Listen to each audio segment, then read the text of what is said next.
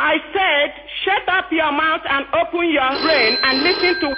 Let me just give the Windows advice, because irrespective of whether the system is good, bad or indifferent, over 90%, probably 95% of all PCs that are used by the likes of you and me are Windows-type PCs, okay? Okay. Macs are easier to use, but there's really... I'm afraid they've lost the battle, really, haven't they? They have. However good they are, it's a niche market. Okay, right. So, Windows PC, you need a Pentium chip. Okay, that's the processor, the main chip, a Pentium. Okay. After that there's a number in megahertz. Usually now 120, 120 megahertz would be regarded as the kind of basic, perhaps 100, but no lower. Okay? Okay, memory. You're going to need a CD-ROM drive, which runs at least 4x. That means 4 times normal speed.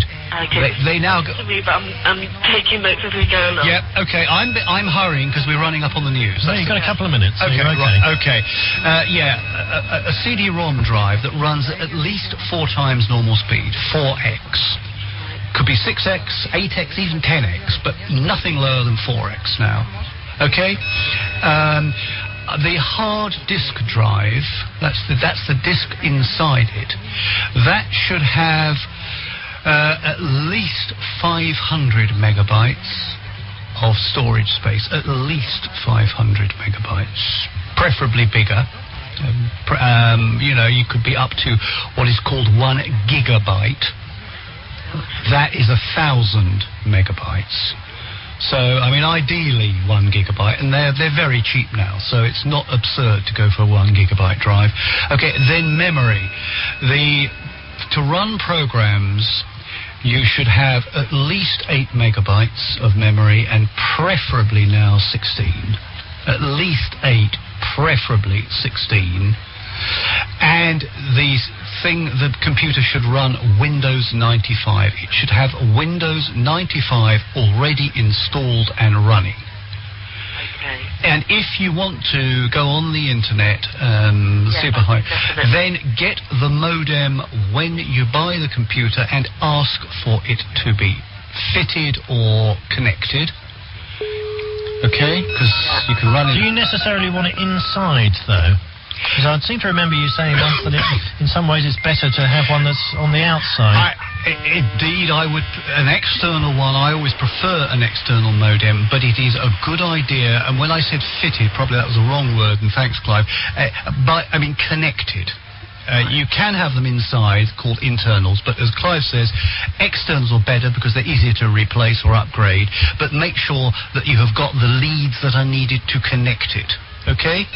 Right, so the actual PCs that are on the market, that when you buy all these magazines, are they largely quite similar then? Is it there not much to choose between? There is very little to choose. The only thing that matters is what kind of after-sales service you will get, and in general, that depends on where you are buying it, and you have to try and form some kind of judgment by looking at the store. There are some mail-order operations. I will name 2. Which are Dell and Gateway, who in general have a good reputation and are geared to coping with problems if they arise. There are other mail orders. I'm not condemning them, but I just say you do need, preferably, word of mouth. Look in the magazines for any comment about who's good and bad on after-sales service. Well, I hope that helps, Vanessa. Okay, yes, it does. Thanks very much indeed. I think a lot of people will have benefited from that advice. It's a question that we're constantly getting, and we can't really go through that often enough. Barry, thank you very much indeed. Okay.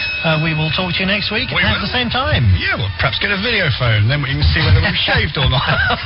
Yes, actually, I thought you could have just smartened yourself up a bit. Well, it's getting late, isn't it? I'll take that on board. Okay, thanks, Barry. Good, cheers, boss. And coming up next, it's Graham Perry, ready for your call with Night Talk. I'm back tonight with the quiz and John Starkey after midnight. In the meantime, good morning.